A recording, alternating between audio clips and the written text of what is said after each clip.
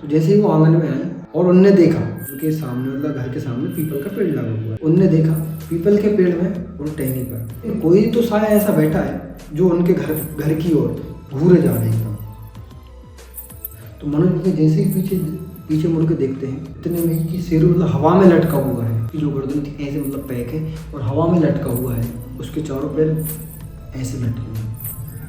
हाँ तो लंडो, क्या हाल चाल है आप सभी का। आ चुके हैं देसी टोटका पार्ट। आई थिंक आप सब मस्त होंगे, मजे में होंगे, जो कि आपके चेहरे से एक्सप्रेशन से पता चल रहा है कि आप सब मस्त है। तो चलिए बिना बकचोदी के अपन करते हैं सीधा स्टार्टिंग स्टोरी की। तो भाई शाम होती बाबा जी उनके घर पर आते हैं और बाबा जी से मतलब वो सब बोलते हैं कि हमारे साथ ये दुर्घटना घटी है। तो बाबा जी कहते हैं टेंशन मत लो, मैं कुछ कर दूंगा। तो बाबा जी मतलब घर के चारों तरफ ऐसी चीज़ बांध देते हैं जिससे कोई नेगेटिव शक्ति रहे उनके घर पर हावी ना हो। और उसके बाद ये सब बांध बूंद के बाबा जी चले जाते हैं कि आप टेंशन ना लो, अब कुछ आपको मतलब कुछ भी आपको बुरा नहीं हो सकता। तो भाई 15-20 दिन निकलते हैं। 15-20 दिन निकलने के बाद शेरू कुछ ऐसी हरकत कर देता है कि मनोज भैया उसको गुस्सा करते हैं, उस पर डांटते हैं, उसको डांटते हैं, उस पर गुस्सा करते हैं। भाई देखो शेरू का जो हाल था ना, मतलब जब से मनोज भैया उसको लेके आए थे तब से मनोज भैया ने एक ही बार उसको नहीं डांटा था, लेकिन ये पहली बार था कि शेरू की ऐसी हरकत करके, मतलब क्या हरकत की थी वो तो मुझे नहीं पता, लेकिन उसकी हरकत से मनोज भैया उस पर गुस्सा कर देते हैं। गुस्सा क्या मतलब उसको मारने तक तैयार हो जाते हैं। तो उसी में उनके पापा जी बोलते हैं कि एक काम कर, तू उसको मार मत, डांट के वो बहुत है, अब तू जा तेरा काम कर। तो ये सब डांट सुनकर उनका जो शेरू था वो उदास होकर एक कोने में जाकर बैठ जाता है। बैठ गए।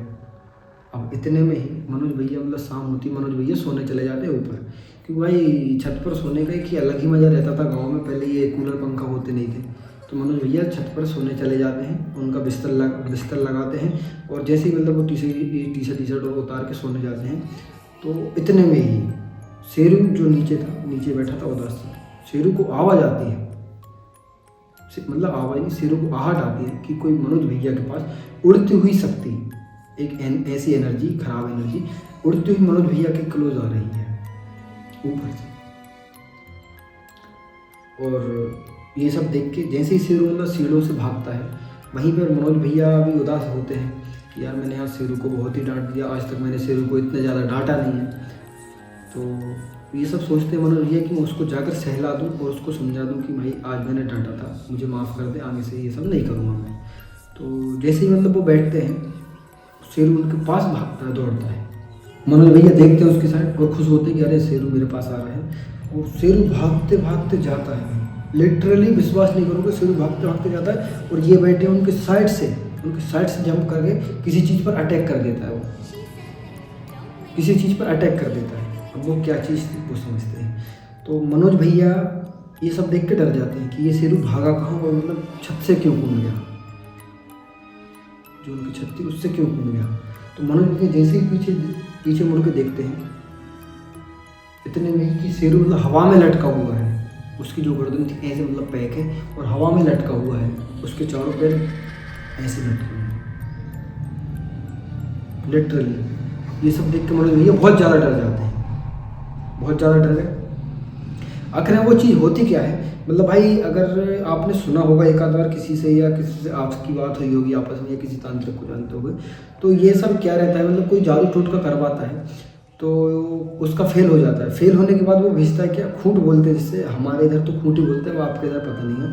तो एक खूंट मतलब खूंट माने तो एक पंछी रहता है, उस पर मतलब काली विद्याएँ करके, काला जादू करके, टोटका करके उस इंसान के पास भेजते हैं। और जैसे ही मतलब वो उड़ता हुआ पंछी जाता है तो उसी इंसान पर, जिस इंसान का नाम लेके उसको मतलब उड़ाया जाए, उस इंसान पर बैठ जाता है, तो उसी इंसान पर बैठता है और उसकी वहीं पर डेथ हो जाती है।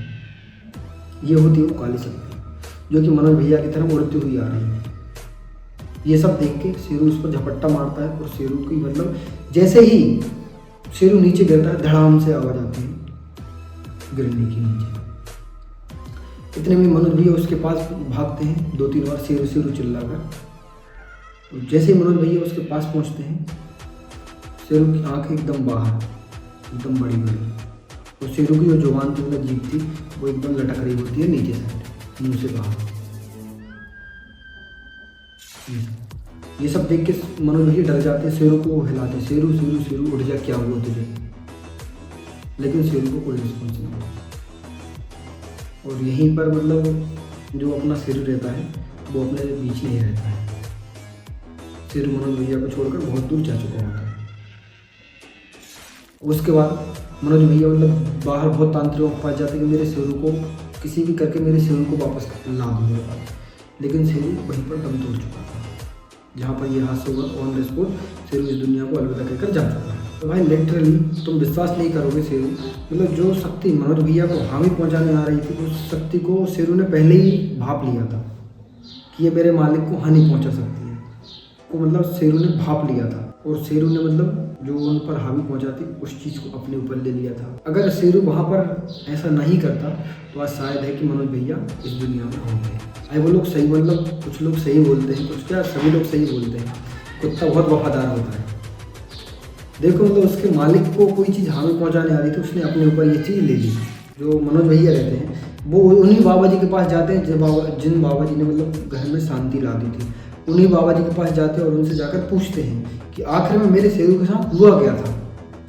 तो बाबा जी बताते हैं उन्हें पहले की कहानी कि एक बार कोई इंसान पीछे मतलब जो तुम्हारे साथ पहली बार घटना घटी थी, कोई इंसान कोई प्रेत पीछे लकड़ी काट रहा था, कुल्हाड़ी मार रहा था पेड़ में। तब की कहानी बताते हैं कि जो शेरू जो था आखिर वो तुमको छोड़कर भागा नहीं था। हाँ तुम लोग सही सुन रहे हो, वो शेरू जो था मनोज भैया को छोड़कर भागा नहीं था वहाँ से। जो वो बुरी शक्ति थी लकड़ी मतलब काट रही थी, वो भूत प्रेत था, उधर ही किसी ने टोटका किया था नींबू मिर्ची का। तो शेरू अपने मुंह में नींबू को लेकर भाग जाता है, जिससे वो शक्ति थी मनोज भैया को हानि ना पहुंचा सके, मनोज भैया को कुछ उल्टा सीधा ना कर सके। तो वो शेरू मुंह में नींबू को लेकर भाग जाता है। उसके बाद उनने एक और चीज़ बताई कि शेरू थाले में लात क्यों मारता था। लिटरली अपन लोग समझते थे कि शेरू मतलब बकचोद साला जो कि कोई भी खाता है उसकी थाली में लात मार के भाग जाता है। दरअसल होता क्या था कि मतलब जो उनके पड़ोसी थे वो उन पर मतलब जैसे बोल सकते हो कि कुछ दिनाई वगैरह रहती है, उनके खाने में डालकर उनको खिलाते थे। ये सब शेरू को पहले ही पता चल जाता था कि मतलब मेरे मालिकों को कोई चीज़ हानि पहुँचा सकती है। तो इसलिए वो खाने में उनको मतलब खाना खाने नहीं देता था, उस थाली को लात मार देता था, जिससे वो खाना मतलब खाने लायक ना रहे। लिटरली सोचो यार मतलब एक जानवर कितना वफादार होता है। ये सब सुन के मतलब मैं मजाक तो नहीं कर रहा, ये सब सुन के मनोज भैया ने जब मुझे ये कहानी सुनाई मेरी आंखों से आंसू आ गए। और उसके साथ साथ भाई क्या हुआ, मतलब एक चीज़ और बताई बाबा जी ने, वो चीज़ सुनकर लिटरली आपके भी आंखों में से आंसू आ जाएंगे कि ये कुत्ता एक जानवर इतना वफादार कैसे हो सकता है।